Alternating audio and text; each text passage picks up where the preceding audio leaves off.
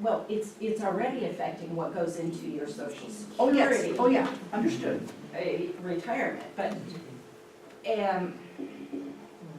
It is a complex issue, yeah, there's it's a no very question. complex issue. And our consensus questions are very general, and we need to give general responses so that the state league can make the position statement.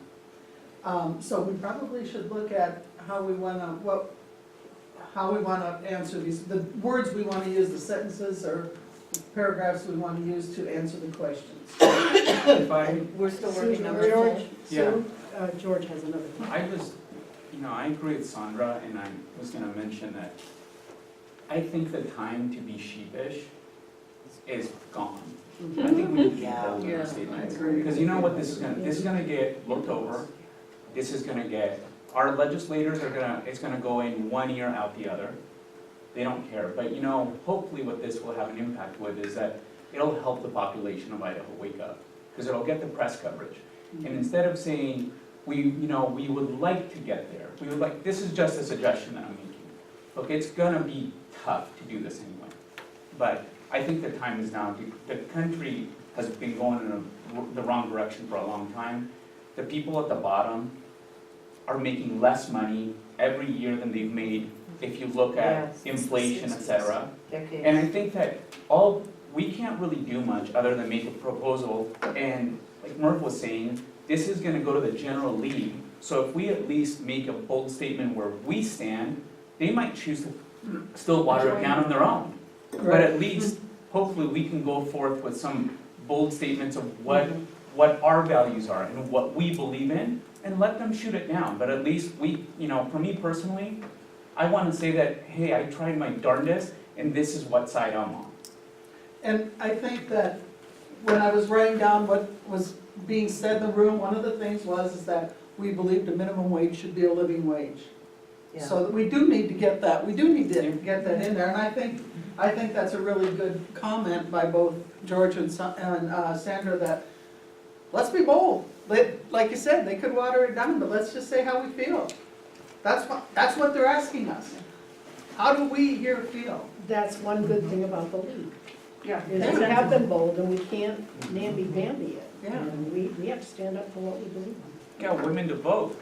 We're still That's a fighting. big deal. So the League of Women Voters Moscow had that 2012 poverty report that came out, and in that is a definition it was a federal agency definition, I think, of what a livable wage or living wage is. Maybe if we tease out what those words are instead of, or in addition to using that kind of inflammatory phrase, livable wage, in front of policymakers. I think it's important to say livable wage, but let's say what it is. What does that mean?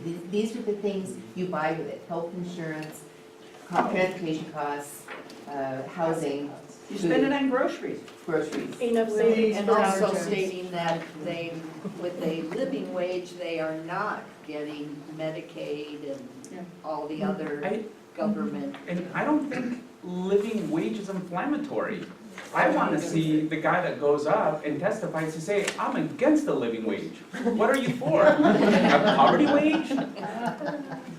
Seriously, how can you be against the living wage?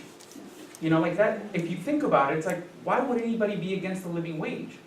No reasonable person, if they seriously critically looked at it, and the ones that say, well, we should have a lower wage for kids, sure, we have a tradition of child labor, and it's nice that we get cheaper shirts from child labor. Come on, that's ridiculous. A lot of times, these myths that we see with child labor, it's not child labor, and that's the way it gets framed. Carly and I attended a conference down in Clarkston when they were raising the minimum wage, right? And they sent one of their hitmen, we went to the Clarkston Chamber of Commerce, and they sent one of their hitmen to basically come in and gather all the business people, and they made the mistake of inviting Carly and I. And they started asking questions about what's a living wage, and the guy was leading the questioning, which is obnoxious because unless you're completely mentally inadequate, you can see it for what it's for. So what did he do? He started asking, okay, let's play a game. Who had the lowest paying minimum wage job? And as soon as they would answer, he would say, and what was that job for? And everybody, I work at an ice cream parlor. Kind of trying to mentally make the connection constantly, this was a first-time job, this was a part-time job, right? So they started saying, this guy raises his hand and said, oh, $1.10 an hour. And everybody's like, oh, you win, what did you do? I worked at a gas station. And I raised my hand and I said, sir, can I ask you a question? What was the price of gas back then? Oh, there it is. And he's like, oh, it was like 10 cents an hour. I was like, 10 cents an hour, so 1/10 of your hourly wage. Gas is $3.35 an hour in Idaho, we're at $7.25, so it's about it's about 60% of your wage right now in Idaho. So there's a huge difference. And then, of course, he stopped letting me answer questions. Yeah, okay, so are we ready to sum up something for number 4? So in, I'd like to make one in comment. both. How many of you were here when we started with a nonpartisan commission to do reapportionment?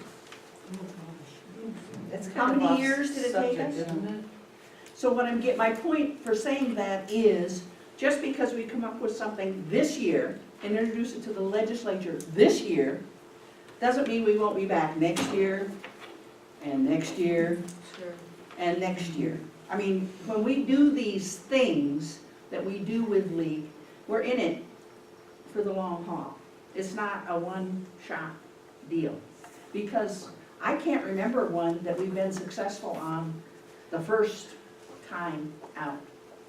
And I do remember that reapportionment commission, anyway, sorry, thank you, Karen. So, You know, one thing that I have a question about, to me, minimum wage has meant, just from my being a community member, you know, your hourly wage or whatever you receive for work.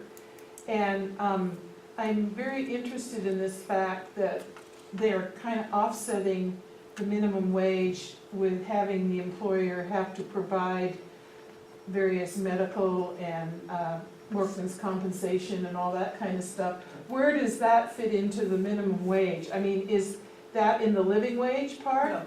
Yeah, that's it. You can't offset minimum wage right now you can't pay people less than federal minimum wage even though you're paying them health insurance. Yeah. The minimum wage is the minimum wage.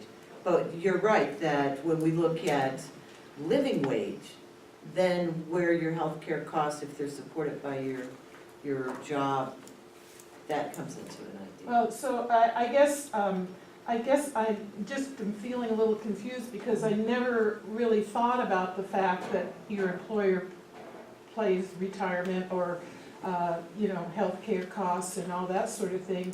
How does that balance against this concept of a rate? It's completely separate. But we're trying to get people to consider raising, say, a minimum wage so people might be able to afford these things that some employers do not provide? That's a possibility. Employers don't provide health care and Some do, 401Ks to people on minimum wage. Name some one. do. Name one. No, what I'm getting at. No, those what are I'm getting at is name employer one. options. Those are employer options. Okay, They're not connected to the minimum wage, which is over here. Well, so her question. But it sounds like that in some places that the employer is wanting to pay minimum wage less because they provide these other benefits. But they're not providing those other benefits to minimum wage employers. Based on federal law and now state law. Doesn't work. Okay, so I guess I'm mixing up minimum wage with a person's salary or whatever it is too. Oh, when you say salary versus minimum wage, that's also apples and oranges. If you work for a salary, that's not covered necessarily by But minimum. are we talking like an hourly wage or? Yes. Okay, suppose you have a job that pays hourly, and how is the employer's, it sounds like that people are wanting to reduce this hourly wage or whatever it is because the employer has to pay these other benefits. No. Mm-mm. So I would just add though that the healthcare provisions in employment practices is in flux right now, like it hasn't been before. And so we can't really predict that in this discussion. I think it's important to be focused on the aspect of the wage piece. And then, you know, I think we can't even assume what's gonna happen next month or next year as far as benefits packages and healthcare. But like Murph was saying, you don't even want to talk about those in front of our legislator. And some of us are saying, No, yes, we we should should, throw it yeah. out there. I mean, at least for consideration, you Through know, what, healthcare? yeah, well, not Okay, so- healthcare, but benefits, other benefits, whatever you're giving. As far as benefits go, so one of the things I read in the study, the one industry that's impacted mostly by this, that would be largely impacted by a raise in the minimum wage would be food service. Okay. Typically, it tends to be younger populations that are healthier populations. We actually had the experience in our own restaurants, and I'll just tell you from our own personal experience, we dropped our medical insurance. And part of the reason we dropped our medical insurance is that we didn't have enough people signing up to create a group big enough. Yep. So even though we're an employer that has over 50 employees that would have qualified for this, because of the provision in the ACA that if you're 26 and under, your parents Can still be under here. can still insure you, nobody wanted, so the ACA created a system where everybody's insurance went up because we used to have, and we had a girl that came to us crying at one point because we were paying 60% of health insurance, and her insurance was $400 a month, so we would pay 60% of hers, and a guy's insurance was $125 a month. So she couldn't have insurance, right? When ACA came along, both their insurance was $300 a month, you know? But then a lot of our students said, I'm just gonna go with my parents. Or a lot of them, what they chose, it was cheaper for them to go on the exchange because if they made less than $40,000 a year,